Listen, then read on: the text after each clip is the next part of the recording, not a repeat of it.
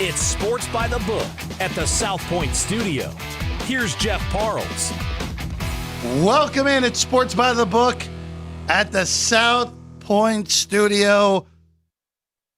AFC and NFC Championship Day. I'm Jeff Parles. Alex White's here as well. We're down to 4. I'm very excited. It's been a long week waiting for these two games.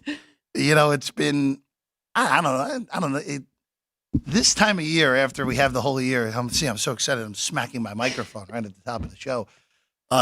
This time of year now, where, of course, we've gone months on months where we have full slates of games.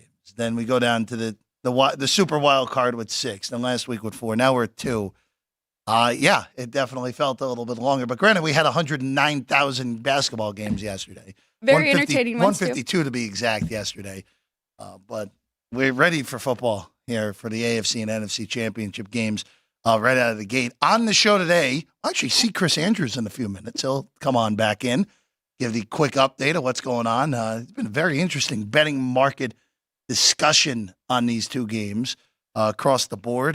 Just also shows that one book may need one thing, another book may need another, which Chris will discuss with him in about 10 minutes from now. Vinny Magliulo at the end of the show, as always, will be with us. And then, of course, Matt Hamilton of Up and Adams will be with us at 9 a.m. Pacific, noon Eastern time. His thoughts on the AFC and NFC Championship game. So we have a fun show here. So you know what? There's nothing else we can do here. Let's just dive in. Alex, let's start with the early game. There's some 4.5 in the market.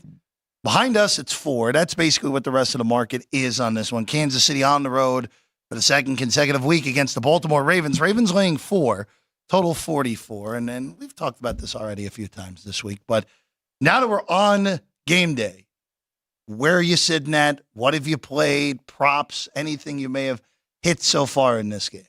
So I'll start off by saying if the Chiefs pull this off, I think this will be Andy Reid and Patrick Mahomes' best win yet, because the Ravens have the advantage in most areas besides quarterback, which they also have an elite quarterback in Lamar Jackson. So I definitely like the Ravens here. I got -2.5 for the first half. But now that it's at 4.5, Jeff, I did jump in a little bit here and I teased the Chiefs up to 10.5 with the Niners down to 1, kind of to protect myself there. But I think we're going to have a great game here.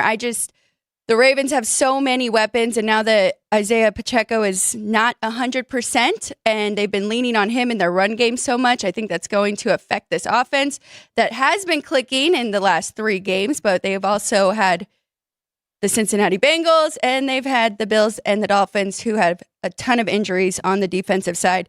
Not this Ravens team. They are very healthy.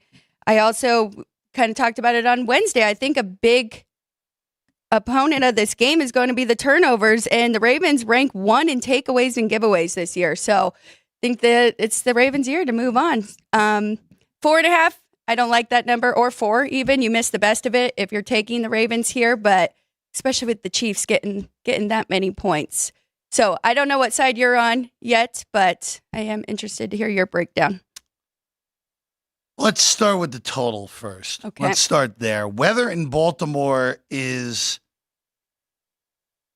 not as bad as we thought it was going to be, potentially. There's no precipitation. The wind is consistent, about 10 miles an hour, so a little bit of wind, but nothing crazy. It's 46 degrees, which is all you can ask for the final Sunday of January in that region of the country. So nothing wrong there. So I get why this game has been hit under, though. This is not a weather-related under. This is hey, these are 2 of the 4 best defenses in the NFL, maybe even 2 of the best 3 defenses in the NFL. I would say Baltimore is the best defense, and I would say I think Kansas City is the 3rd best. But you could even make an argument they were the 2nd best defense when it's all said and done. So it's weird in a game where you have Patrick Mahomes and Lamar Jackson, who are 2 of the 4 best quarterbacks in the National Football League, and this game's been banged to the under. And I think it's right. I don't think you can play it at the current number. If you bet the 46, good. Yeah. Good job. Even 45.5, good job. But now, don't force it. Maybe you get an early touchdown. You can come back on a high 40s under. Mm-hmm. But tread carefully with totals in-game, especially under, unless if you get fluky touchdowns. the side, so you mentioned it. 4.5, there's no way you can lay Baltimore. I don't even think you can you can't justify laying Baltimore at 4 either. You missed it. You had so many opportunities through the week. Even here at the South Point, you had 3s. Forget the 3.5, which I can justify because if you missed it, if your outs were different, all right, it was mostly 3.5. But you had 3s very, very much in the early portion of this week, Monday, especially here at the South Point. And it just goes back to what I said earlier in the week. If you're getting 4.5, it's very hard to look at that with Patrick Mahomes and be like, wait a second, how could I not take this? But you mentioned it, Alex, and I'm curious on this, where we go unit by unit here, okay? Mm-hmm. Head coach, I'll give Andy Reid a slight advantage over Harbaugh, but it's splitting hairs. Both guys Andy Reid, we know, is going to be in Canton. If Baltimore wins the Super Bowl this year, John Harbaugh might be going to Canton as well. He should probably not, might. We'll have 2 at that point. He probably will go. Thank you, Joe Flacco. Quarterback, Mahomes over Lamar, but Lamar's really good. Then after that, I do give the advantage to Pacheco over Baltimore's running backs. I do. I think Pacheco's better than anyone has in that stable. But then after that, other than Travis Kelce over Isaiah Likely and a battered Mark Andrews, which is honestly closer than I think people want to acknowledge, Baltimore's advantage basically everywhere else. And that's just hard to overcome for me, Alex. No, I completely agree with you here. And I'm glad you brought up the 2 coaches because this is a lot of fun. We got Baltimore's winningest coach in John Harbaugh, 160-99 record. And then we've got Andy Reid, the winningest coach in Kansas City, 128-51 record there. So, I mean, this is the game. And I'm excited that it's actually the first game because it has been built up this entire week. But I'm with you, Jeff. I mean, Baltimore just has so many weapons, and I think they utilize them. And I also agree with you on the total. I think this is too low now to go under because I do think both teams will find success on the offensive side. Prop-wise in this game. Of course, Alex, you can hold up the sheet for everyone at home. You got front and back for the AFC side, also the NFC, which is the second sheet there for Alex White, which we'll get to later in the show. I think the only way I would attack this real quick, and I'm not a huge prop player for the most part. During the Super Bowl, of course, I hop in because everyone hops in. But you look at the receiving props real quick. I want to go to the Baltimore side of things because you don't necessarily think pass catching for Baltimore. Isaiah Likely sitting at 22.5, 21.5 out there. Now, I know Mark Andrews comes back, but how effective is Mark Andrews going to be about 2 months after a significant leg injury? I don't think he'd be particularly effective. And Likely, there is an argument to be made that Isaiah Likely is on the same tier as Mark Andrews. And that's saying something because Mark Andrews, most people think he's the second best tight end in the NFL, only behind Travis Kelce. There's some people who are a little too emboldened by fantasy football that would say Mark Andrews at a point was better than Travis Kelce. I don't think that was correct at all, but hey, fantasy football does weird things to people's brains at times. But I would look at Isaiah Likely over. That would be the one thing I would look to. Low 20s on receiving yards. I'll take my chances. Give me 3 catches for 30 yards or heck, even 1 play for 25. I'm good. That would be the one that I would look to the most because, again, with these Baltimore pass catchers, here are numbers at a prominent book, okay, real quick. 22.5 on Isaiah Likely. Mark Andrews is 32.5, which is the second highest for receiving yards on Baltimore. Zay Flowers, highest at only 44.5. Odell Beckham, who I'm not even sure even played last week, even though I know he was on the field, 20.5. Aguilar caught the touchdown a week ago, 16.5. Rashad Bateman, 22.5. Justice Hill, 14.5. We're dealing with the low numbers on the Baltimore Ravens side. And one of these guys, look, at these low numbers, at least one of these guys has to go over, unless if Lamar's just not throwing the ball at all today, Alex.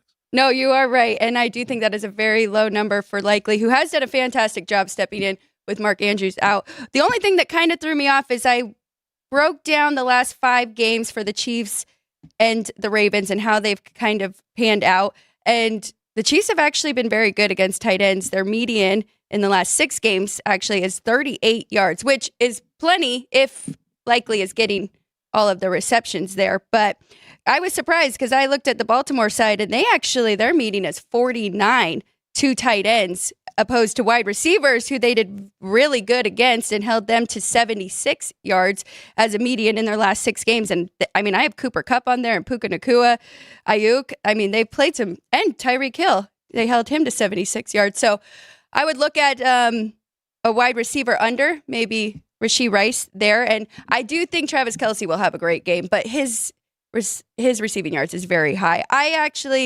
An under I took is Lamar Jackson under. It is now 214.5 passing yards. Okay. And in his 3 previous playoff games, those are all under 200 passing yards.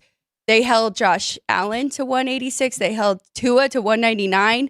The Chiefs did. And I think that the game script is going to be them using their run game more. So the one question that I have, because if Kansas City's if Kansas City's defense has a weakness, I should say that way, it's their run defense. Correct. We saw the last week. I'm a little surprised Buffalo abandoned the run like they did. Yes. So, prominent book, 44.5, Gus Edwards. 34.5, Justice Hill. 64.5, Lamar Jackson. I wouldn't go, I don't know what the distribution is going to be, so it'd be a little bit tough. Yeah. But I would lean to the Edwards if I were going to go on any of those 3 on the over. I completely agree. 44.5. There is some 40, looks like Caesar's dishing 43.5 right now. If you wanted to look at Justice Hill, I would look at his rushing and receiving together. Rushing, receiving. Okay. That's not too bad. But on the ground. For Hill, 52.5 in one book, 51.5 with heavy juice on another book. So pick whichever one fits your fancy on that one. Again, we'll have more to talk about this game. Again, Ravens and Chiefs. This is the early game, 3:00 local time in Baltimore, Maryland, noon out here on the West Coast. We'll just bring them in. We don't need to take a commercial break. We can put them right on. Protecting the Shield today, our guy Chris Andrews with us right now, of course, sportsbook director here at the South Point.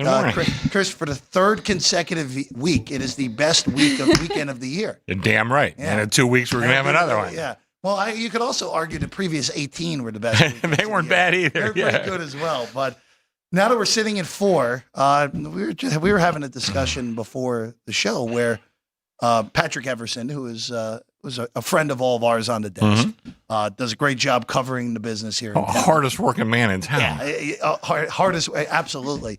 But it's just an interesting discussion of, hey, just because book A needs result A doesn't mean that book B needs the same result as them. Over the course of time, we tend to even out, who we need and who we don't. But these are 2 games. Right. I got a guy stumbles in here, and you never know what he's going to do. But we're in pretty good shape. I think I talked to you before the show. We were about $9,000 different. It's pretty good. Yeah. Well, we're up to about 18 now. So the Raven money is starting to show. But as I explained earlier, too, the money line straight bets are on the dog, and the parlay bets by a significant amount are on the favorite. So we got a lot. I know you played a teaser. Yes. Sounds like a good one. The teaser action this week is very small, but that's the teaser they're generally playing. Okay. And I'm getting a little bit on Detroit on the teaser too, but it's almost all Kansas City. Which makes sense. There's no value betting the Ravens on a teaser. We're going to go from -4 to +2. Come on, just bet the money line if that's what you want to do. The other thing I would say, at this point in time, you can find some good numbers depending on who you like. If you like the Ravens, I guess, 4 is probably not horrible, but, or conversely, if you like KC. And it's 7.5 on the Niners. So you can find some value one way or the other there, depending on who you like. But I would encourage everybody, go take a look at the point spread props among all the other props. And I know you got a whole list of props you're looking at. But if you still like a side, and once again, the pattern is holding up this week as well, and you'll see it next week too. The sharper guys lay the price and take the best of the number, whereas the public takes the price, the money line price. So Right. and again, I'm not telling you the winner. I'm just telling you the betting patterns. So that's what happened. But there's tons of props out there and all kind of stuff. So you should find something you like if you're any kind of a betting man, which I would imagine, or woman, by the way, in case you're out there listening. I would imagine anybody listening to this would be that exactly. Well, I can tell you, Alex has more than I do today. No, I know she likes the props, which is good. I'll end up being public Joe here on this one. Probably take some late props before this goes. Even though I will say this, usually you see the squares out there, like the Super Bowl squares out there, just for 2 weeks from now. One book in town was throwing them out there this week.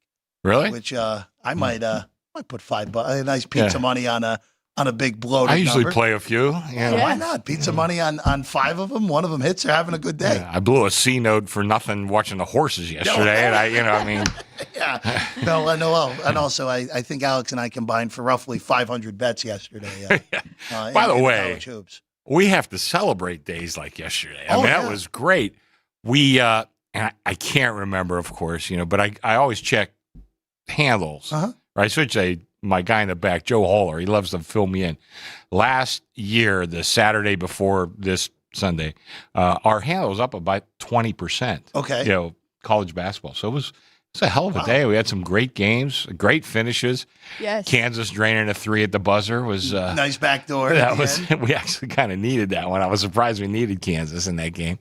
There's Pitt I think covered and Well, Pitt was down 25 and Yeah, ended up losing by 4. Yeah, they Duke covered. escapes. Yep. Duke, that was a crazy one. Yeah. So there's some great games.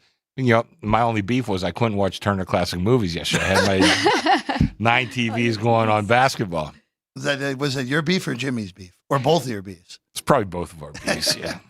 But anyway, we're looking forward to a great day today. And there's just a giant betting menu. And like I said, besides us, there's lots of other props around town that we don't have. We have some that other people don't, and we have other people have stuff that we don't. So feel free, run around. You got 3 hours till game time? Yeah. Yeah, we do. Yeah, it's weird. It's still weird with those later kicks with the. I like it. I don't have to set my alarm. No, Although, Jeff, I'm up at 5 o'clock this morning anyway. Once I'm not going back to sleep. right. Just before we let you go back to work, process once these games are over. You've said once the number's able to go through the computer, it's up and ready to go. So as we can get it loaded, and of course we have the 4 possible scenarios. Once again, to remind everybody, if you pick one of the matchups and they don't wind up playing, you get your money back. Now, of course, the exacta, we still have the exacta up too. Now there's no money back Right. there. You're playing. Yeah. You got to bet. We got to bet. So, but we still have the exact up. We still have the Super Bowl futures up. First player to score. We got an index as to who's going to win by what. Blah blah blah. We try to get as much as we can. So a lot of options out there. This is a lot to ask of you right now, but right on those early lines, you have the Niners like -1 over Baltimore. I Yeah. believe. If they blow out the Lions, Yeah. they're probably going to be a bigger favorite than that, right? I was looking at that like, ooh, that seems Yeah. like a cheap price, but Do you think so? See, I thought. I like Baltimore. personally. I mean, I made a that's- pick. Yeah. I heard your analysis of the game. I mean, I think Baltimore's playing great. And listen, I'm a Pittsburgh guy. Yeah. It Yeah. kills me to say this, but I think they are probably the most complete team right now. You're talking about John Harbaugh. mhm. I've said for many years on that other show that I used to be on that I thought John Harbaugh was the second best coach in the NFL other than Belichick. I've got to say, Andy Reid's done pretty good the last couple of years. Of course, having Mahomes doesn't hurt. But I think Harbaugh's a hell of a coach. I think Shanahan is too. So I think it's 2 really evenly matched teams. I think we have to see who comes out of this game injury-wise and that sort of thing. But, I probably gun to my head right now. I think I would play Baltimore. That's why I usually game pick. They bet me on San Francisco. I mean, look, if I'm getting the Ravens in an underdog scenario against anyone, I'm just taking it. And if the Niners beat me, so be it. Yeah. Look, you're dealing at that point. If we get chalk today, it's team 1 and team 2. That's all it is. We ended up with the 2 best teams. I in think the they're the National 2 Football best League. teams. The best team doesn't always win. Yeah. I mean, God knows the Lions have been playing great. They're an inspirational story and an inspirational team. Could they jump up and win this game? Absolutely. And same with KC. Are you surprised that that has just been 7.5? I thought we would see more Niners money and that would go up even more. Jimmy and Vinny and I were talking. A lot of times when you breach the wall at 7, that game's going to 9, maybe even 9.5. But this one didn't. Jimmy posted the one ticket. The guy bet us 100,000 minus a 7. Minutes later, another guy bet me 80,000 plus a 7.5. You saw we went back, and I, since we do everything at 11 to 10 here, I try to hold the whole number when it's feasible. But we really have a lot of Niner money, laying the points and, so had to go to 7.5, which we are right now. You know how we all know, we're following this on a daily basis, but you know how the common person can know that Detroit's a huge story? Just go over to that NFL slot machine that's about 20 paces from us here. And whenever I've seen anyone sitting down at that machine, you get to pick your team. Yeah. I swear, everyone I've seen this week has picked the Lions as their team on there. Did you see the map of the rooting map? Yes. Yes. California is in red and everybody else is in blue. By the way, let me say something about the South Point. Yeah. Give a little plug here. Absolutely. We got the showroom open today. And I'm going to tell you, the showroom, first of all, I really think we have some great TVs in this town. This might be the best TV in town. You ever go over there? It's pretty darn good. It's pretty darn good. It's the showroom. I mean, it's comfortable as hell. There's food special. You still get a $1.50 hot dog over there. So it's a great, and a lot of other stuff. And you have cocktail service, everything else. So, I mean, that's one of the best places in town. And I would tell you, doors open at 11:30. You better be in line at 11:30 because that thing is you'll have trouble finding a seat. And it's free, too, by the way. It's free. And then what's that spot over there behind that bar? Grandview. Yep. That's a pretty good spot, too. And there'll be some side TVs where if you want to run over and make a horse bet, we'll accommodate you there, too. Go bet the 4th at Goldstream, right? Don't mention Gulfstream. It was a bad day for me yesterday. And I don't know if he's listening. He probably is. Me and Bear Felica like two horses, and they both finished full of run and out of the money. So Sean said he has a horse for us today. Sean has one? Well, Ralph, what was Ralph's favorite one today, Sean? Sean's going to have to go look that up. Oh, okay. He's got the sheet. Look at this. By the way, Sean, the tallest member of our team, I know, is wearing the throwback Christian McCaffrey black Carolina Panther jersey. Yeah, today. Who's the shortest running back in the league. Yes, that's correct. All right, Sean, what do you got? Okay, Santa Anita race 9. 310 okay, in so reverse. exacta reverse, 310 and 10-3. Okay, there you go. All right. I'm going to see it before I go back to work. I'm going to give you some cash. Try to get even for you. Good. That's the get even or get even worse. That's Sunday. That's usually Sunday Night Football. That's usually Sunday Night Football. We only have If that doesn't work, we got Monday Night Football. Chris, pleasure as always. All right, guys, do a great job. You're always doing fantastic work, and proud to have you both as part of the South Point here. So you guys do a terrific job. I know for myself, and I'm pretty sure I speak for Alice. We're thrilled to be here as always, and it's pretty amazing that we started this up legitimately on short notice. We got a deadline where he wanted to have 100,000 views. We're there. 6 weeks ahead of schedule. We're there. We hit our 100. Frank Nicotero, who, by the way, stunning that Frank is up at 8:30 in the morning on a Sunday. I mean, that is a gigantic. Was he up at 8:30? He just texted the group text. Really? I mean, how big of an upset is that? Hey, sleeping beauty. By the time you set your alarm clock. I mean, stunning. Yes, we hit that earlier today. Okay, So great. We've got great. So yeah, like I said, as soon as I saw the football schedules, my first thought, I don't have to set my alarm. I don't have to do that anymore. I'm up at 5. You're up at 5. I'm up at 5. All right, guys, have a good show. I'll talk to you later. Good luck. Come see me if you need me. All right, see you later. Bye-bye. Chris Andrews, everyone. We're keep it right here. Yeah. And then we'll take a quick break in a few moments before we get our guy Matt Hamilton on. So I just going back to the AFC game real quick because I just ought to ask you this. I've had problems in the past of basically looking at a line like this. And look, sometimes it works in my favor. Worked with Joe Burrow and the Bengals last year. But in some scenarios where you're just getting a number with a guy like Mahomes. this is the biggest underdog. If this closes 4.5, Patrick Mahomes has not been an underdog of more than 4 since his 3rd career start, which was week 2 in 2018. It's crazy. Chiefs were 6-point underdogs in Pittsburgh. Patrick Mahomes threw for 450 yards, and Kansas City scored 40-plus points in a win in Pittsburgh that day. It's I didn't even realize I did that to Sean there. That was Ben Roethlisberger still at that point for Pittsburgh. But Alex, just when you there are some guys again, the Mahomes, Burrow, obviously in the past, Tom Brady, Peyton Manning, Aaron Rodgers, where if you see them as dogs, it's very hard to pass them up. Talk me out of it, because you know what's going to happen if this goes to 4.5 or over $2 on the money line.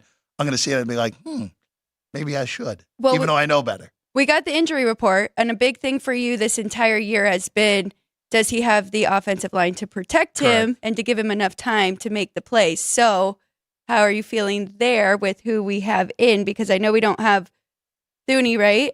Joe Thuney is officially out as of earlier this week. Yes. And we know Huge Pacheco, deal. we talked about him, and then he is going to play, but he's not 100%. He has toe turf, and that affects a running back a lot. So we've got that there. And here's the other thing for you, Jeff. You have not been high on the Ravens, and you just told Chris Andrews sitting here you think that they are the most complete team to go to the Super Bowl. There's no arguing at this point where, they kind of just flew under the radar the whole year to me, where didn't buy him. And then Christmas comes and they make Brock Purdy look like Zach Wilson. And it's like, whoa, all right, well, I guess them beating Detroit by 30 plus and them beating Seattle by 30 plus, I guess that wasn't an accident. This is just a really, really good football team that early in the year, when they had a few losses that they probably shouldn't have lost, it was because of their health. Where that game against Indy was clearly because of their health. They were out 8 starters in that game. But when push comes to shove, look, you can't ignore the data. You can't ignore the data points of what this year is. I mean, right now, of these 4 teams, if I were to go 1 through 4, I'd go Baltimore, San Francisco, Kansas City, Detroit. That would be my order right now. And I think that's pretty common with some having San Francisco and Baltimore flipped. But they're better. They're at home. You're supposed to win this game if you're the Ravens. It's also the first time that this team, as the Ravens, of course, when they're the Browns in Cleveland before they moved, they hosted AFC title games. Sorry, Cleveland fans having to remember one of those. But they have not hosted a conference championship game since Johnny Unitas was playing for the Baltimore Colts. This has been a long time for this city. And it's funny, with a team that's won 2 Super Bowls in this millennium, they've never hosted a conference championship game. So it's a whole different animal. You got to get this done if you're Baltimore today. You really do. And I'm not really buying into the pressure thing, that the pressure's on them and the Chiefs are playing with house money. I mean, you're down to the final 2 in your conference. The pressure's on both of you at this point. And Baltimore's home field advantage, we've seen it the last 2 weeks. Last week, I mean, that's incredible, too, with their fans. So I think you talked yourself out of it. Look, we'll talk to me at 11:51 Pacific time. We'll see where I'm thinking at that. All right, we'll take a quick break.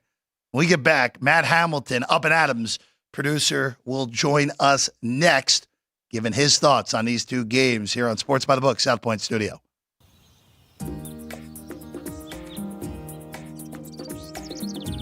South Point is also proud to provide a variety of relaxing amenities for the guests who want to be pampered. Soak up the sun and let your stress melt away in our lagoon-style Paradise swimming pool. A relaxing getaway where you can bask in the desert sun and enjoy seasonal food and bar service poolside. And if you really want to escape, come to Spa Costa del Sur. From couple suites to a co-ed wet area, our spa caters to business and leisure travelers who want to unwind and elevate their senses. A visit to one of our spa's steam, sauna, or whirlpool treatment rooms will leave any guest feeling like they can take on the world. Our gaming amenities include over 60 table games and over 2,600 of the most popular slot and video poker machines. We have penny slots, including the popular Buffalo games, and real machines like Wheel of Fortune, Triple Sevens, and Megabucks. If you prefer video poker, try Deuces Wild, Double Double Bonus, or a variety of multi-denomination games. Or try your hand at one of the most popular casino table games in the world, Blackjack. Don't let the game intimidate you. Blackjack, also known as 21, is both easy and fun. And our dealers are always happy to assist. And the best part? Blackjack always pays 3 to 2. Next, check out the roulette tables. Roulette is one of the easiest casino games to learn, and so much fun to play. It's a favorite of both beginners and seasoned players. In addition to blackjack and roulette, our casino pit features over 60 popular table games like Baccarat, Pai Gow Poker, 3-Card Poker, Ultimate Texas Hold'em, and Mississippi Stud. So get out of your room and come join in the fun.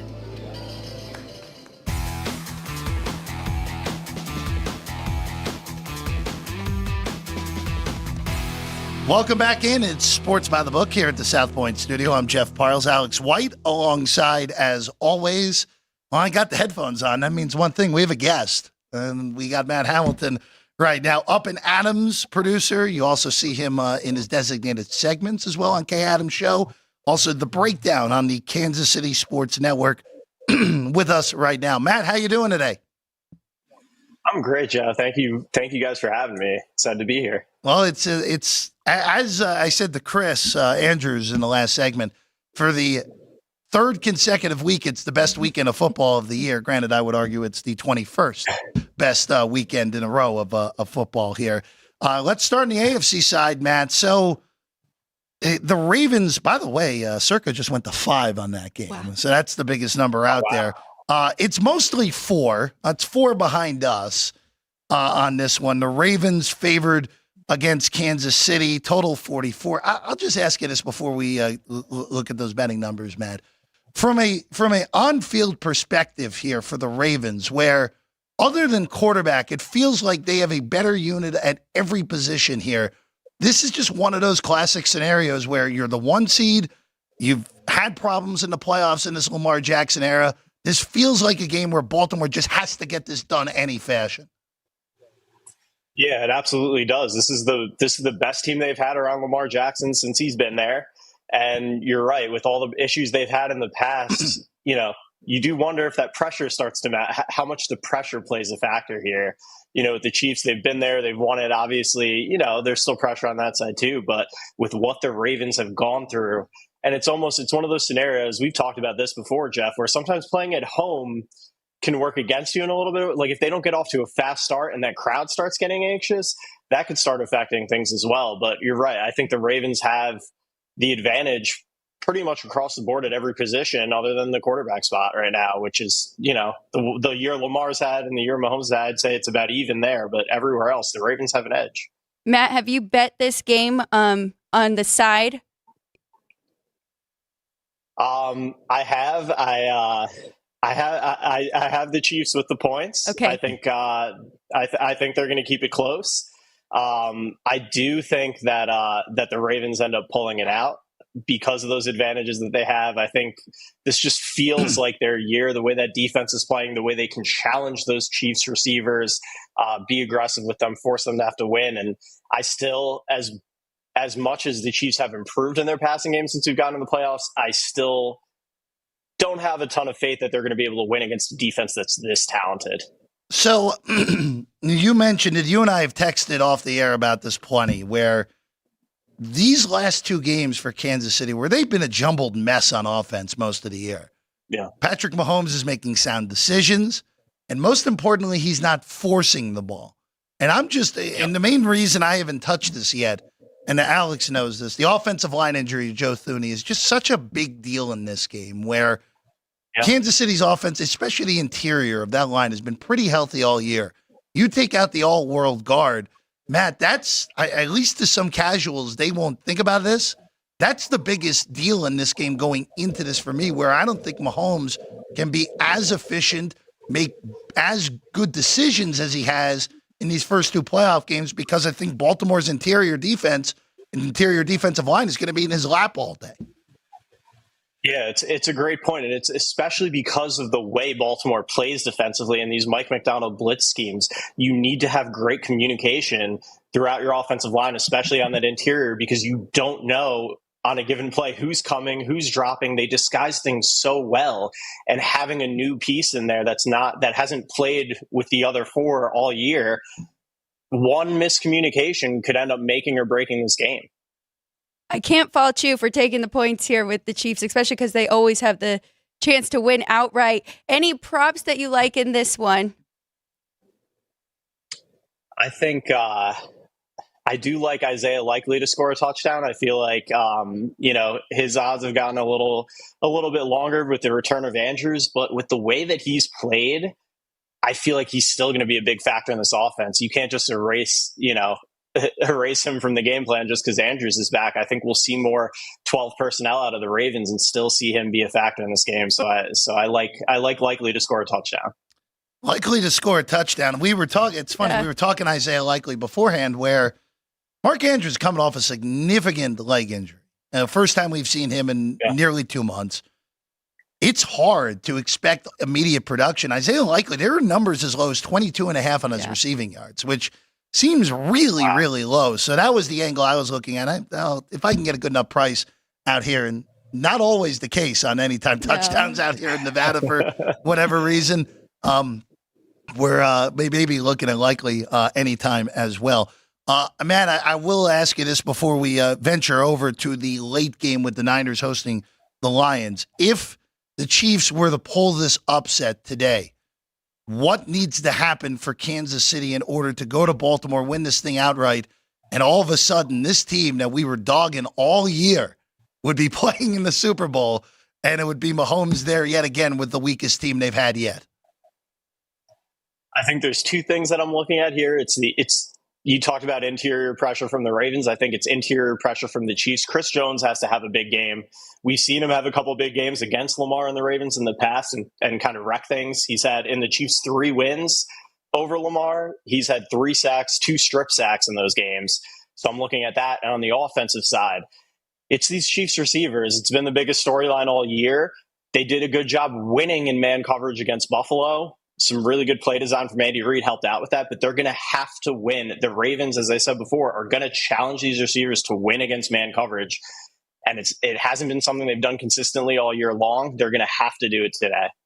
Matt, we've seen the total go down, which makes sense. We have 2 of the best defenses here, so it's dropped about 1.5 points. It is now 44. Can you do anything with that now?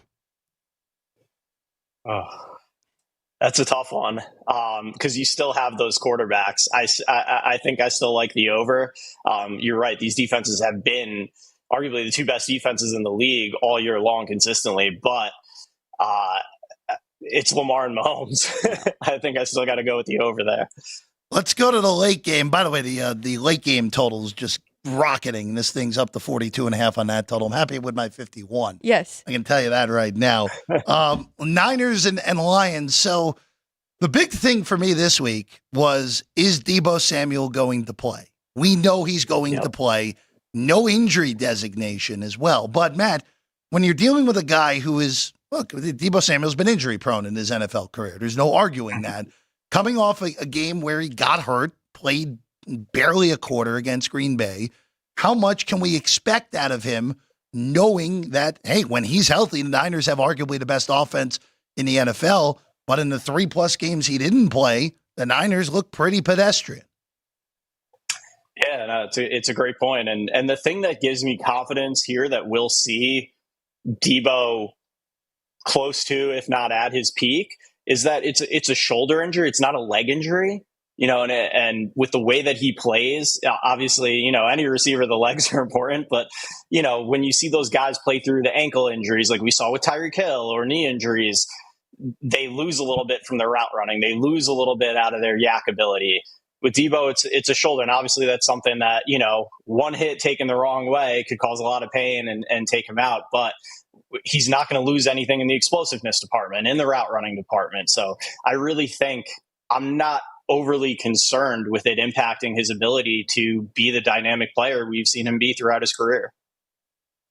So keeping it on the Niner offense, of course, we know that people like criticizing Brock Purdy. I'm guilty of it as well. A struggle for a good portion of that game against Green Bay, but when the Niners needed it, he delivered. They went down the field, got the touchdown at the end of the game. McCaffrey scored, and there you go. Good enough. I don't want to take anything from what happened in Philadelphia last year. He got hurt early in the game. That might as well have not even suited up with the amount he ended up playing in that game.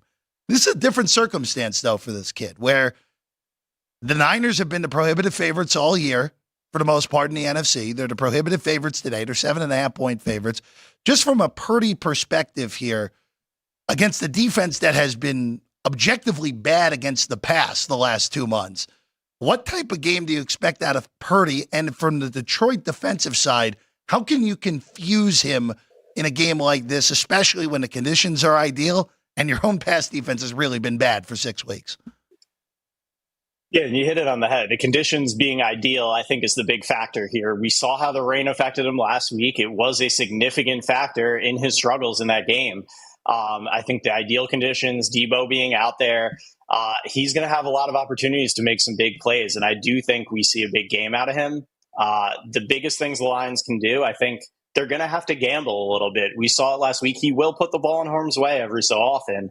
And the Lions can't do what the Packers did and miss those opportunities to capitalize on Purdy's mistakes. I think he'll give you 1 or 2 in this game, and it's going to take a CJ Gardner-Johnson being aggressive, jumping something, and turning it the other way. I think, the biggest key for him is going to be avoiding those turnover-worthy plays and keeping this offense on schedule. And, with what we've seen out of this Lions secondary, there are going to be opportunities. He's going to hit some big plays in this game.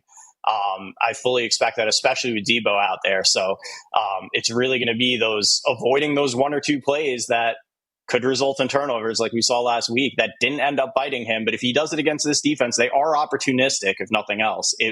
I don't think he'll get away with it this week. I'm curious from a prop side, we're talking about the Lions secondary being their weakness, and we know both of these teams are really good against the run. Normally I would look at McCaffrey or Gibbs or Montgomery on the Lions side, but I can't really look at any running backs in this. Did you find any props you like in this one? Yeah, I like Ayuk to have a big game in this one, especially with Debo back. I think there's going to be so much focus on him. Obviously, there's so much focus on McCaffrey. I think Ayuk gets in the end zone. I like the over on his yards. Also, I found something interesting. When Brandon Ayuk scores a touchdown for this team this year, they are 6-0. When he doesn't, they're 6-5. Him having a big game has been such a key to this team's success. And he's had a phenomenal year. And I think it really kind of gets glossed over because of everything with McCaffrey, because of all the talk with Purdy, because of Debo. It kind of gets glossed over, but he's been phenomenal this year for them. It's been a lot of Niner talk, so let's go to the Detroit side of things, where right now, again, Niners 7.5-point favorites. Behind us, there is some 7 in the market, but it's mostly 7 juice to the favorite.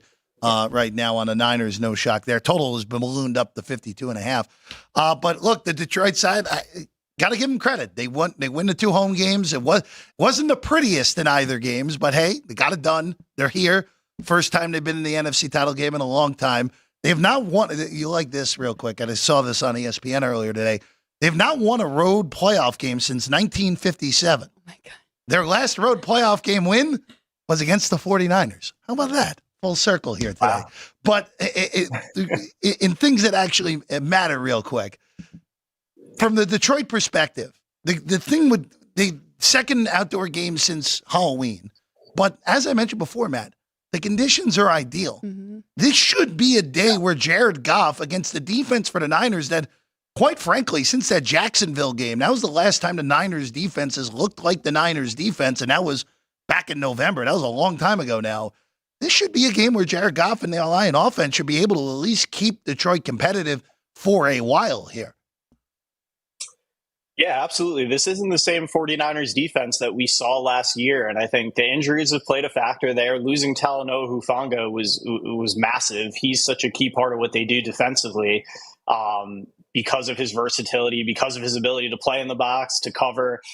So losing him has been a big blow, and they never fully recovered from that. They're still a good defense, but there are definitely plays to be made there.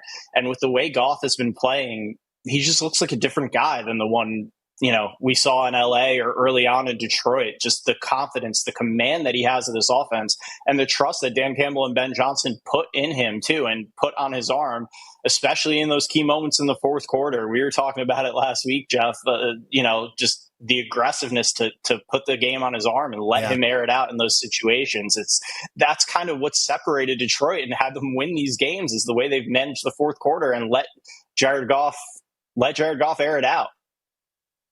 It's pretty amazing that we're talking about this with Detroit, where Jared Goff was the throw. I don't want to call him the throw-in piece, but that's basically what he was in the Matthew Stafford trade. And now just a few years later, boy, we've never had an NFL trade win-win like this, where within 3 years, Matthew Stafford won a Super Bowl year one, and now Jared Goff with the opportunity to get to the Super Bowl here, where, again, it's the Detroit Lions. They're not supposed to be playing on January 28th. That's just what their franchise has been through their existence, and here they are with an opportunity to pull a big upset and get here to Vegas 2 weeks from today. Matt, before we let you go, you did say you like Baltimore outright, even though you're taking the points with Kansas City. I would imagine you like San Francisco outright in this game as well. Would you take the points with Detroit, or would you lay them with San Francisco if you had to bet a side here on the spread? Yeah, I do like San Francisco outright. It's a tough call. I think I do take San Francisco still with the points. I think they do cover it. It's tough. There's going to be a lot of points. It's going to be back and forth for a while, but I could see San Francisco pulling away late in this one. Matt Hamilton up in Adams, KCSN.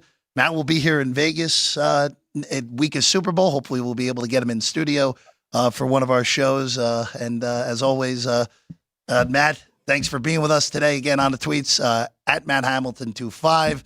Matt, good luck on everything you played today. We'll see you here in Vegas in a week, my friend. Thank you so much. Appreciate you guys having me. Absolutely. Thanks, Matt Hamilton, everyone. Again, always love checking in with him. All right, we're going to take a quick break. When we get back, we look at our thoughts on the NFC side. Also, number one in college hoops is in action, and they are already covering the number. A big number against Xavier in conference. That's next. Sports by the Book, South Point Studio. South Point offers all the types of entertainment you'd expect at a first-class Las Vegas resort. Did you know our 400-seat showroom is one of Las Vegas's top destinations for live entertainment? Enjoy live performances by classic Vegas entertainers, bands, and today's hottest comedians, plus a rock and dance floor. You can also enjoy live entertainment at the Grandview Lounge, where you'll feel all the vibes of old Las Vegas. Enjoy the music, and if you love to laugh, don't miss The Dirty at 12:30, our very own free comedy show, every Friday night at 12:30 a.m. in the Grandview Lounge. The Dirty is 100% free, so arrive early. Go to southpointcasino.com or call the box office at 77136 for today's performances at the showroom and the Grandview Lounge. When you're ready for your favorite cocktail, stop in and unwind at one of our 7 specialty lounges. There's a bar around every corner, because you're in Vegas, baby. South Point Casino has plenty of attractions for the whole family. Catch a movie. Our 16-screen movie theater includes 2 XD Extreme screens for the ultimate in viewing, sound, and luxury. After the show, treat the family to a variety of treats at our old-fashioned ice cream parlor, Kate's Corner. We scoop up a variety of creamy concoctions, including smoothies, hand-dipped cones, milkshakes, malts, sodas, and sundaes. At Kate's, there's something for everyone. And if you still got time to spare, our bowling center might be right up your alley. Voted Best of Las Vegas, it's a great place for friends and family fun. 64 lanes, a pro shop, snack bar, and arcade. And while the kids are bowling, you can play slots and sip on a drink in the Alley Cat Lounge while overlooking the lanes. For our more serious and professional bowlers, the South Point is also home to a separate tournament bowling plaza.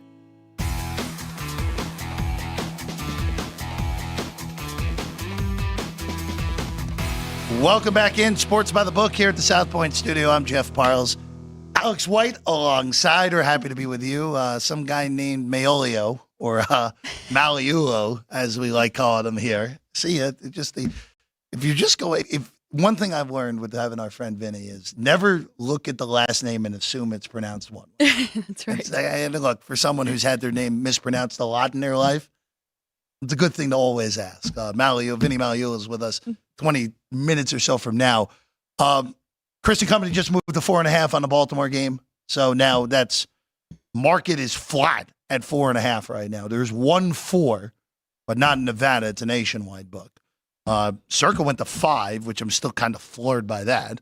But Chris and Company now 4.5 on this one, 44 to total, which I guess would mean as well that now across the board, behind us is plus 195, but you can now get north of $2 on Kansas City money line here. I see. I'm just gonna be tortured all the way up the kickoff at this rate, aren't I? Yes, and I really hope Andy Reid doesn't use this, and the Chiefs know that this disrespect, and they are now. I'm sure Andy Reid is not aware right now. Okay, very good. Of the spread, but they do know they're underdogs. They know Yes. that they are getting taken lightly, and I'm sure Patrick Mahomes will use that as fuel. Well, they were underdogs a week ago. Yes, Got they it done in Buffalo, to the chagrin of my co-host, but not to the chagrin of myself last week. By the way, one bet I want to bring up real quick, actually, before we get into the NFC game. There are books that have Super Bowl MVP up, and all I'm going to tell you is shop, because after doing some research yesterday, by the way, Alex and I have a great bet on that. We took a ridiculously bloated number on Deebo Samuel. We're not even going to tell you what the number is because you won't even believe what it is. But we took a very bloated number that is north. Let's just say it's north of 50 to 1 on Deebo Samuel to win Super Bowl MVP, which is just a wrong number. Superbook, of course, we respect Jay Cornegay and John Murray and company down there. They posted those, and Deebo was 20. Okay. Which is more in line. Yes. And that might even be shorter right now.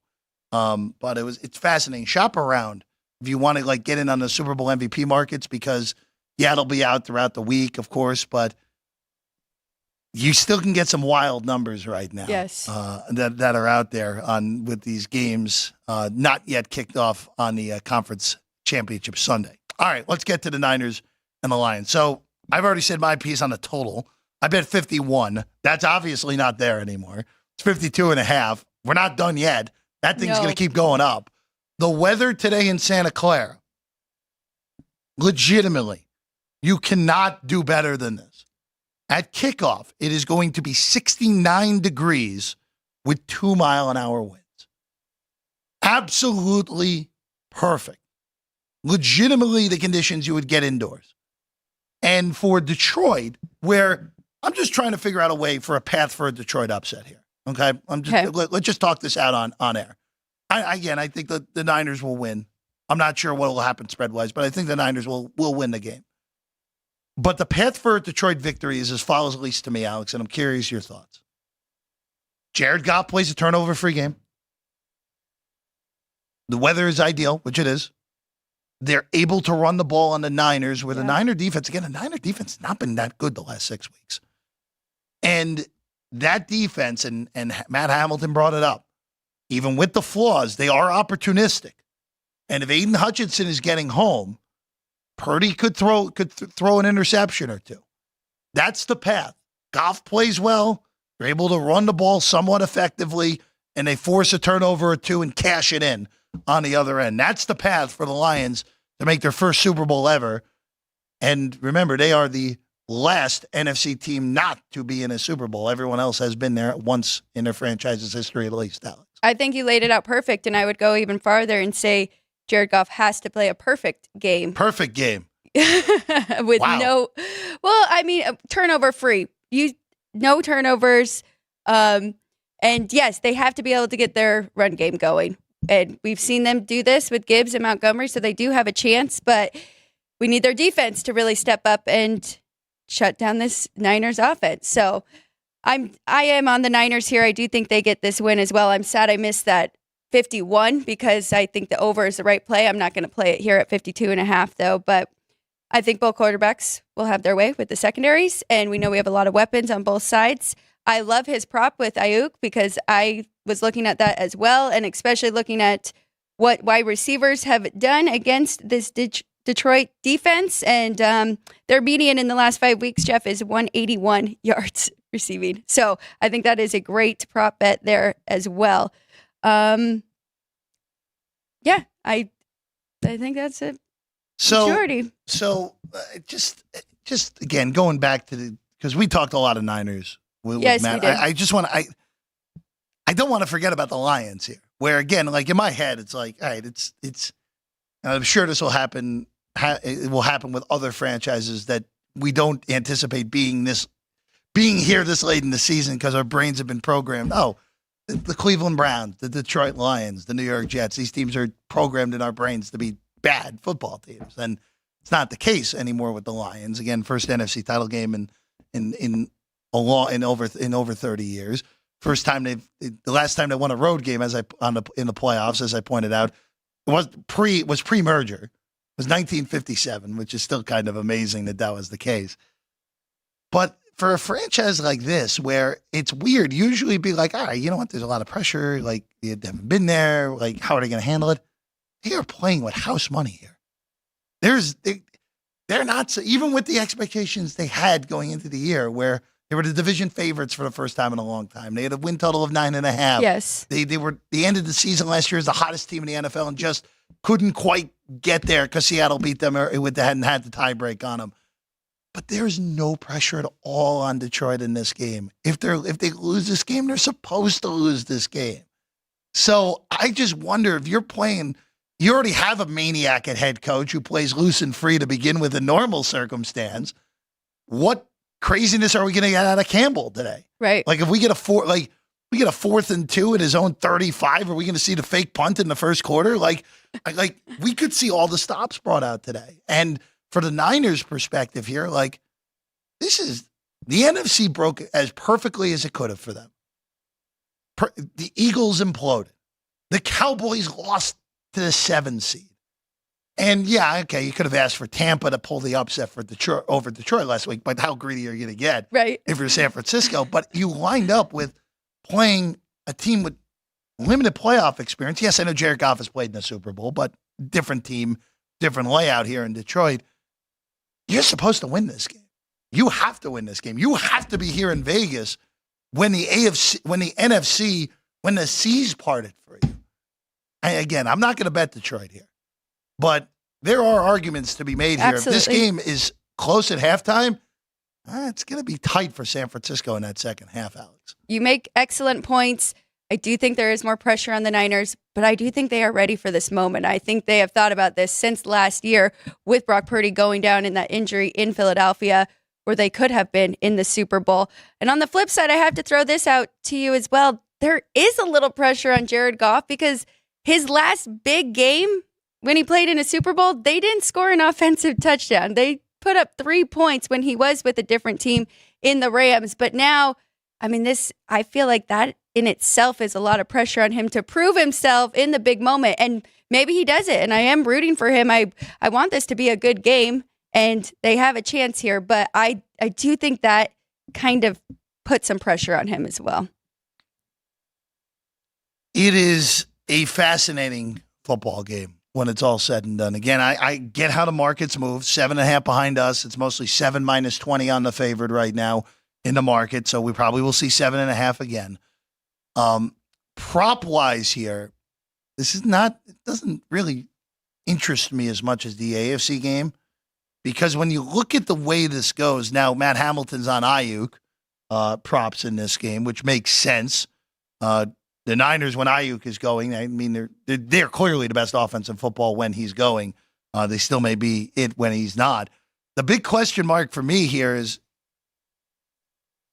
can I justify betting Jared Goff overs in this game? Where, yes, 256.5, 255.5, the predominant numbers out there on the yards. You can get over 1.5 touchdowns, basically at a flip at some books. Can I get there betting the overs on Jared Goff against this defense, but with the conditions ideal and the Niners defense not looking the same? That's the one prop that I probably will have in the accounts by the time the game starts, which again would go hand in hand with my over bet right. of 51 earlier in the week. Well, and that, so you can look at attempts, you can look at his passing yards, because I do think that if they're playing from behind, they are going to go more to him throwing the ball to try and catch up there. So I can definitely justify that. I like George Kittle over his receiving yards as well. It's 61.5 when I looked yesterday. So, I mean, he's a beast at home. His median at home is 89 yards, and he's finally hit 1,000 receiving yards this year with Brock Purdy. So we know that he likes to go to him a lot. He's a little bit of his safety net. So I like George Kittle's over receiving yards in this one. Is there any other angles that you would look at in this game? No, I'm with you. I do like Jared Goff as well. I would definitely look at that one. And I like that Hamilton brought that up too about Ayuk. I might take his anytime touchdown. 6-0 when he scores a touchdown. If chalk prevails today, and we talked about this with Chris a little bit, there are numbers for 2 weeks from now out there if you want them across the board.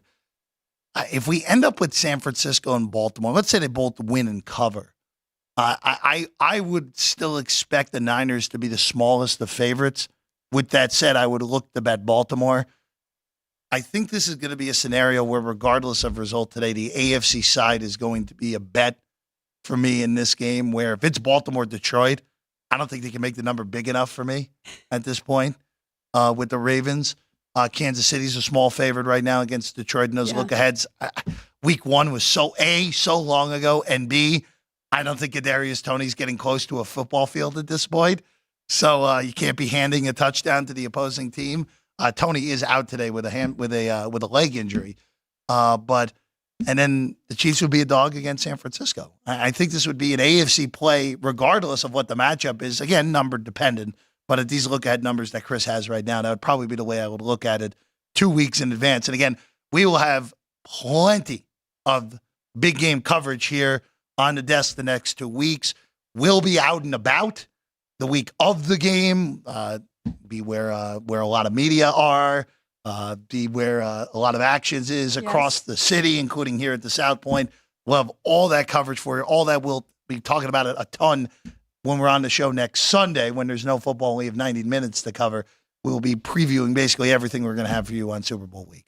So going to your matchups, depending on who wins, I love that revenge factor for the Chiefs, if it is the Chiefs and the Lions, because of week 1. Looking at the Niners and the Ravens, that kind of throws me off here because the Ravens did win in that fashion in San Francisco. That sets up the Niners to win. I mean, everybody always says it's very tough to beat the same team twice in 1 year, but you don't think that has nothing to do? You'd still like the Ravens over them? I don't care about that personally. No. That to me, the 2 times in 1 year stuff, like sometimes things are, sometimes it's just bad matchups. Right. I mean, it's just all it is. We see it in other sports all the time, but sometimes the Ravens just match up well with the 49ers. Right. Sometimes Brock Purdy he doesn't handle that defense well. For Kansas City and Detroit, the argument on that would be that, you know what, maybe the Lions are able to run the ball over Kansas City. That would be the argument. So we'll see. We'll see how it all plays out across the board here in these 2 games. Vinny will be with us in a few minutes. I just want to touch on some college basketball real quick. How about this one in the state of Connecticut? How about this right now, Alex? UConn was a 12-point favorite against Xavier. No problem so far. 31-7 at the under 8 timeout. UConn just decimated. Oh, excuse me. My screen's behind. How about 36-7? UConn just decimating Xavier right now. I'll never forgive myself for missing that future that you told me to take. Again, it's college basketball. They could lose in the round of 32. That's very true. But they looking at just as dominant as last year. I will say this. I was not a huge Danny Hurley guy. I just thought he was a lunatic. But the man can really coach.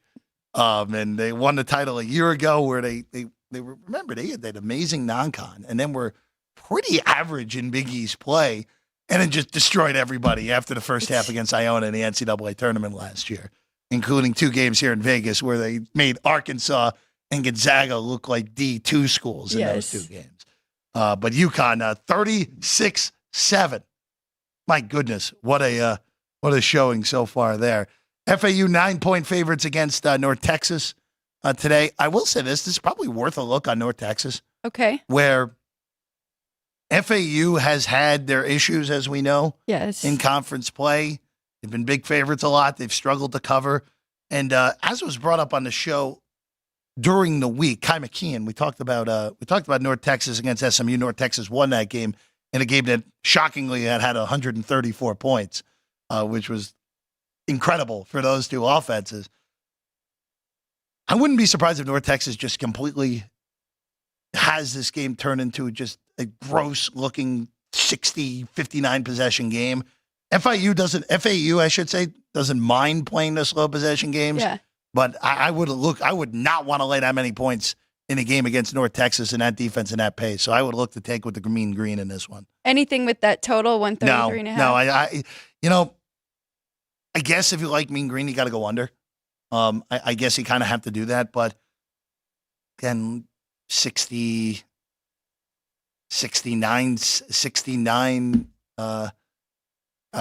points for Florida Atlantic, probably like 69, 66, 69, 67.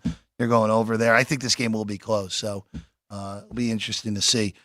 Purdue on the road in New Jersey taking on Rutgers today, 10-point favorites on the road. Rutgers has been genuinely bad recently. They just have no offense. But with that said, that is a really, really difficult spot to play. For whatever reason, teams have always had problems winning at the rack in Big Ten play since Rutgers has become competent, other than Illinois, who went there and just decimated Rutgers earlier in the year. I wish I was getting more. If I was getting a little bit more, I think I would take Rutgers, but 10, I can't get there yet. I agree. I was looking at this under 142, because Rutgers is much better defensively, 13th in defense efficiency on KenPom. Can they slow down Zach Edey and Purdue, though, enough to keep this under that 142? SMU Wichita, I just want to bring this up real quick. SMU's 5.5 in the market, 146. I think that total's too high with the way SMU plays defense. Wichita is just a mess. What a fall for that program. Don't know if I love laying the points, but I would go under 146 in that one. You were looking at Memphis and UAB, down to 4, Memphis on the road in Birmingham. Memphis has lost 2 in a row. I can't quite get there on Memphis. Are you there on the Tigers or no? Yes, I actually do. I like the Tigers here. I laid the 4 with them. I mean, I'm kind of using this as a bounce back spot. Lost 2 in a row. You mentioned it, South Florida and Tulane, and they got to get right here. I think they can do it. And then the last one.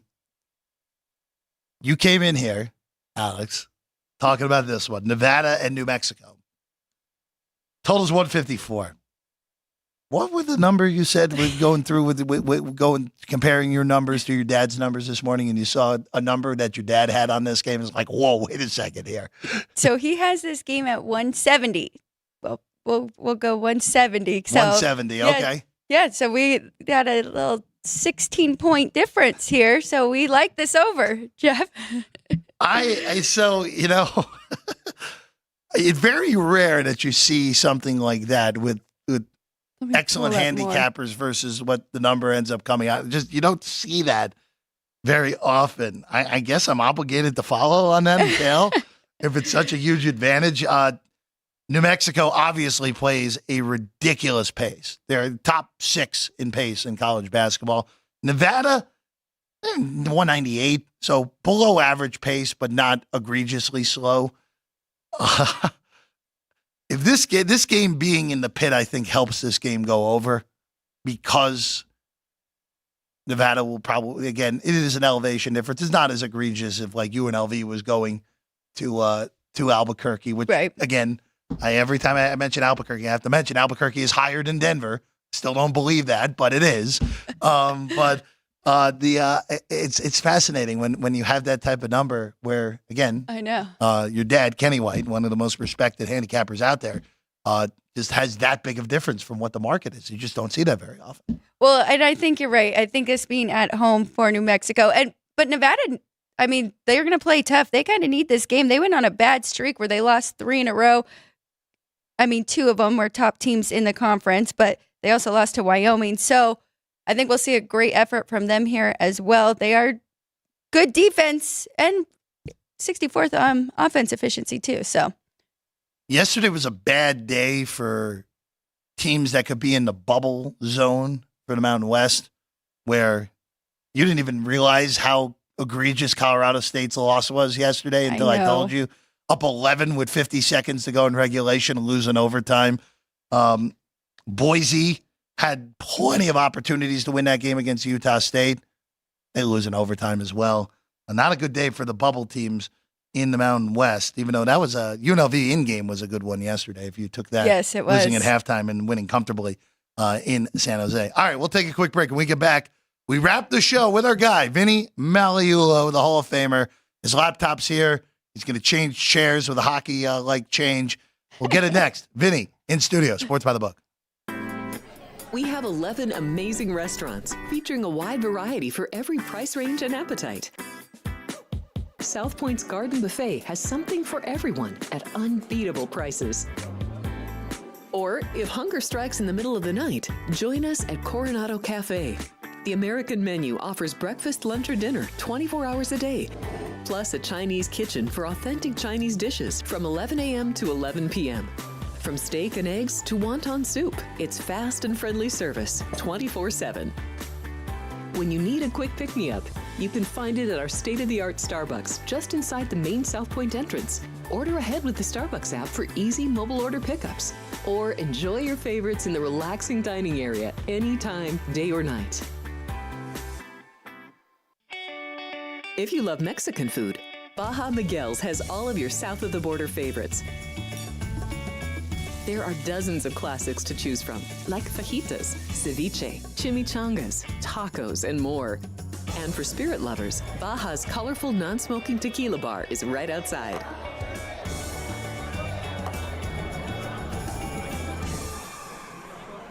Or maybe you're in the mood for seafood. Big Sur Oyster Bar has fresh seafood prepared right before your eyes.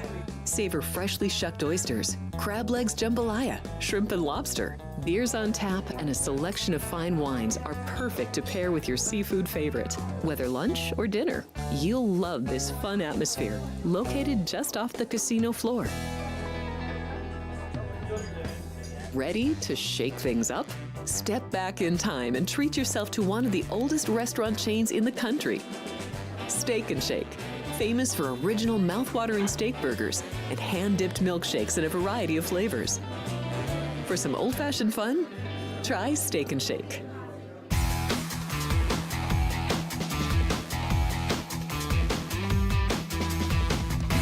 Welcome back in Sports by the Book here at the South Point studio. I'm Jeff Parles. Final few minutes for us today. Alex White is here. The Hall of Famer is here. Look at this. I don't think I've seen this shirt from you all year, Vinny. You haven't? I don't think so. All right. It's a very nice one. You like it? Yeah, big fan of it. Little pops with the background. Oh, yeah. Looks Look great. at that. Okay. Looks great. Keep this in the inventory. By the way, real quick, I just want to bring this up before we get to the two NFL games. Yeah. I just want to ask you, because we talked about yesterday, the 150-plus college basketball games yesterday. And now the one quote-unquote marquee matchup has UConn winning by 26 in the first half right now. I'll just ask you this, because Purdue's in action as well later today. Mm-hmm. It kind of feels like at this point, at least at the top in college hoops, where yesterday Duke was lucky to escape. Houston annihilated Kansas State. Yes. North Carolina, they did cover barely yesterday against Florida State. It's starting to feel like at least a little bit that the top maybe 3, 4, 5 teams maybe are starting to separate just a hair more than we thought they were even just yesterday. Well, first of all, it was a good balance of results for the house yesterday. So you had some favorites, you had some dogs, and again, with that many games, that's what you hope for, and have the juice obviously go for you. Some really good games. I think another takeaway from yesterday is that the Big 12 is certainly, from top to bottom, the best conference. I mean, that TCU Baylor game was a phenomenal game. I don't know if you got a chance to see it, and triple overtime game. They should have the most bids come March, I think, for the NCAA tournament. to your point, Jeff, as far as separation, I think there's still going to be bumps in the road, though, for the Connecticut's, the Purdue's, right? Kentucky had a big win yesterday. They've been, having some pretty close. I think 2 out of their last 3 games going into yesterday were very close losses. But they got off to an awful start in that game, and then they just came back and roared back. And again, highest scoring team in the country right now. Calipari's just saying, okay, forget about defense. Just outscore everybody and run up and down the court. And, it seems to be working for them. Great start for North Carolina in the ACC. I think this is their best start in, my gosh, probably 20 or 30 years, really. I mean, they're undefeated in conference play right now. So, but I think there are certainly going to be some spots. Again, we're still in the winter. We talked about it the other day with Chris Andrews, where travel can really play a little bit of havoc with teams that are traveling. Even though, like I said the other day, they play indoors, but getting to the venues sometimes there are challenges, whether it's by air, by bus, or by both. In some cases, like when you go to Morgantown, you got to fly. You're flying in to somewhere as close as possible, but then you've got to get the bus trip, to the rest of the way. So, there's a lot to take into account. But certainly, as we get to the tournament, and once we get through those first 2 days or first 4 days. Which will have phenomenal business. The chalk usually prevails or is in a majority of results overall. I mean, straight up results, getting to the Elite Eight and Final Four. I thought you were about to say 1 by land, 2 by sea all of a sudden, and we were really going to have a lot of fun there. No, I wasn't. I was not going to say that. So. Vinny Revere, everybody. Yeah. Thank you. But in all seriousness, though. No, it was. It was a fun day yesterday. Yeah, Really look, this Connecticut team is terrific. There's no question about it. But look, they've still got to go to some difficult spots. Purdue today is a 10-point road favorite. Rutgers is scrappy, Jeffrey. I mean, they're having a rough go of it, but that is a very difficult place to play for whatever reason. Well, they're right on top top of you, right? When these Crackerbock gyms, if you ask Rick Pitino right now where he'd rather play the majority of their games, especially against the Connecticut's and the Marquettes of the world, they'd rather play on campus than in the Garden, right? No doubt. I mean, and there's a reason for that, right? I mean, that's another reason why a lot of teams never went up to play Gonzaga, because Gonzaga wasn't playing in the arenas in Seattle. They were playing on campus, and you watch those games. The Rebels, I remember when the Rebels in their glory days would go up to Santa Barbara.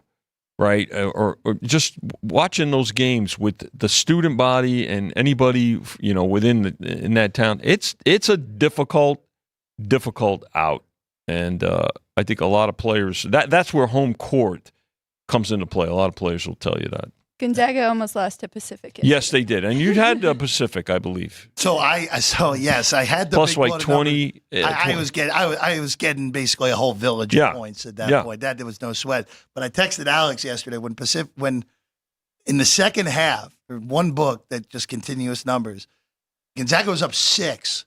They're up 6 in the second half, and Pacific was dealt on the money line at 40-1. Down 6. And I was like, all right, well, okay. If you want me to put pizza money on it, I'll do it. It's probably going to lose, but 40-1 down 6. Let me tell you something about the end game, and that's where I will tell you now that as a bettor, you have the end game is the ultimate shopping experience. Oh, it sure is. Because and again, this is not a critique, but there is a big difference between booking in-game live. When I say live, with a human being, and frankly, we prefer to do that here. Could we have constant updates on the games, with the algorithm formula? Yes. But again, the algorithms don't breathe. They don't have eyes. Okay. They can't hear. Okay. You have to listen. You have to watch what's going on. I had a great conversation last night about algorithms / analytics. And again, there's a place for it. Don't get me wrong. I mean, you have to pay attention to it. But it can't be gospel, because here's what analytics / algorithms don't know. And the conversation I had last night was with a buddy of mine who's a general manager of a professional baseball team. Okay.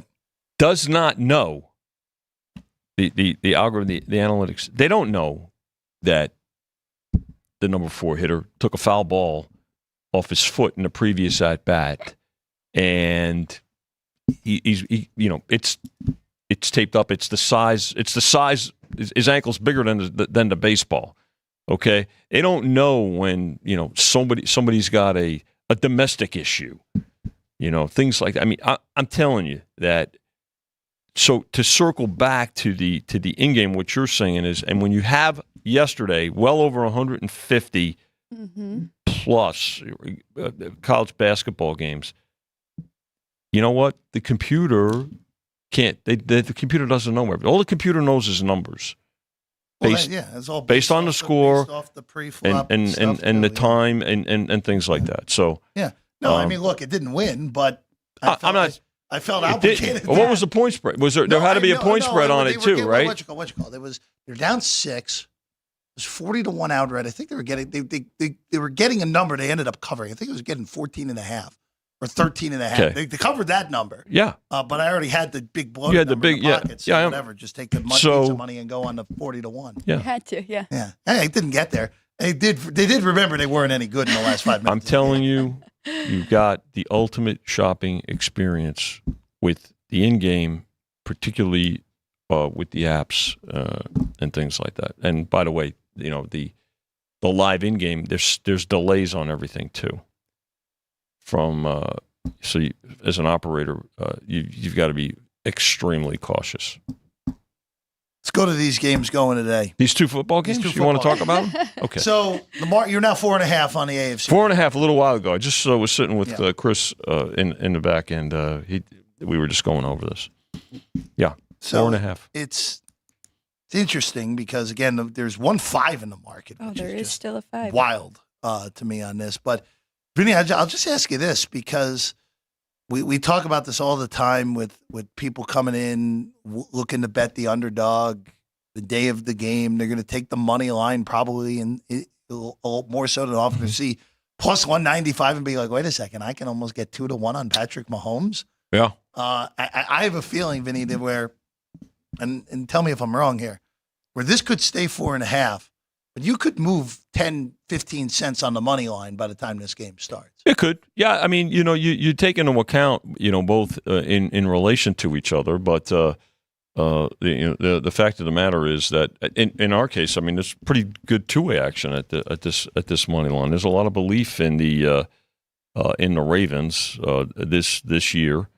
Certainly the healthier team, probably the deeper team too.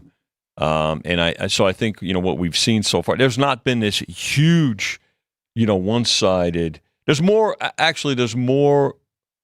in the second game on the dog, more money line action in the second game on the dog. So, but I mean, Jeff, it's, and by the way, 4.5, 5, not much of a difference really, but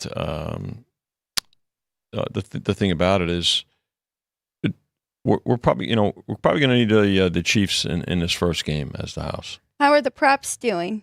The props are really good. It's interesting in the first game. I was looking at this here. So here, alternate point spread props. Ravens minus 10.5 opened. The Chiefs plus 10.5 opened minus 270. It's down to 250. So there was a belief there that if the Ravens win this game, that it might, I don't want to quite say it's a blowout, but they'll more than cover. Also, the Ravens minus 13.5 took some play. So the Chiefs plus 13.5 was minus $4. It's down to minus 360. So there's certainly been more Ravens money in the last 24 hours than leading up to yesterday. And again, going into Friday, we said, look, we still had to, the weekend was going to see 90% of the action, and that's certainly the case here. So, by the way, one of your favorites, Jeff, will or will not be a defensive or special teams touchdown? Always. They're betting the yes at plus 240. Shocking. Yes. Stunning. They love the pluses. Do you like that in the late game? No. No? No, I'm not betting that. I can't remember. I can't remember the last time I bet that. Did you bet it when the Steelers played the Cardinals? Maybe. No. Right before halftime. Oh, hey, that's still. I'm happy, brother. There's still never been a bigger game-changing play at that time of the game, basically in Super Bowl history, where right before halftime, where legitimately. Well, remember the funny part about that play. That play snapped with 21 seconds to go in the half. Yeah. And it ran the whole clock out. That's how long it took James Harrison to go 100 yards the other way. The big man was not going to be on the relay team. He was not going to get a baton. No, that was. But he got there. He did. He got there. He did. That again, that's one of the great Super Bowls of all time. And again, it's pretty amazing that the Arizona Cardinals. That's one right. of these franchises that we've always been a loser franchise, and one of those kind of like what I was saying about Detroit. It's like, wait a second, they shouldn't be playing in January. You saw the Cardinals logo in the end zone in the Super Bowl in Tampa that year. It's like, wait a second, what's going on here? Right. But Larry the 2 touchdowns in the last 2 minutes. Larry Fitzgerald that tear in that postseason. What a time. Yeah. NFC side here, Vinny. 7.5 still, right? Yeah, 7.5. I mean, laying 7, taking 7.5. Money line here has creeped up from yesterday. It was 340 yesterday up to 360. But I think, because it's a bigger dog, a little bit more. You always have a little bit more exposure with the plus because of the plus money there. So, but yeah, good action. Certainly the money from the first game carryover to this game will impact what this game closes as well, right? Because it's concentrated. It's not the first week of the playoffs where you had that great carryover to that Monday night. But you know what? It's concentrated action and carryover action from yesterday with all the cross sport activity, not just all the college games, but the NBA and the NHL schedule as well. One thing Chris and I were a little surprised about in this game is I thought there would be more teaser action. Yeah, that's what he said. Yeah, did he say when he came on? He brought it up, yeah. Yeah, I mean, but what you are seeing is pros teasing the Lions up, and public teasing the Niners down. But I think also, look, a 2-team teaser, you're putting up a lot more juice, right? A quarter. If it's 6, maybe like $1.30, $1.40, or $1.50, depending on where you're at, and depending on what increment you want, 6, 6.5, or 7. So I think that's got something to do with it as well. Vinny, the total keeps moving up in this one. It's now Yes. 52.5. How high do you think it'll get? I think we'll see 53. Again, especially with carryover. People love the point. The public's going to love the points in this game, and there's no reason to think that it won't keep going up. I'd be surprised if it comes down. I think it's certainly more likely to go up. Yeah. 2 games. The winners will come here Yeah. to Las Vegas to play for the Lombardi Trophy, a sentence that a lot of us never thought would be uttered, but here we are with the Super Bowl here 2 weeks from now. You already have numbers up for those games. Yeah, Of there's course, if the matchup does not happen. Projected, yep. Now, depending on how these games, and by the way, the Super Bowl will be up shortly after the second game today. So here at South Point, Super Bowl number will be posted. And we'll have at it. Now there'll be different betting numbers. So the 4 possibilities now, where it's Chiefs 3 over the Lions, Niners 3 over the Chiefs, the Ravens 4.5 over the Lions, and the Niners open 1. I think it's the other side now. If I checked, I'll double check that. But basically a pick'em game. But again, that could change. whichever one you have action on the one that does come about, the other 3 will be a refund here at South Point, which is frankly fair. Yes. And but there'll be a whole new game, if you will, set up as the Super Bowl. Very good. Looking forward to it. And then the booklet of props will be fully out by That's right. Friday, little by little through Yeah. the week. As Chris said, you're running out of pink pieces of paper, so Yeah, we try to make it a little different than everybody else in years past, but we can't find enough pink paper. So anybody out there that knows where there's pink legal size paper, then help us out.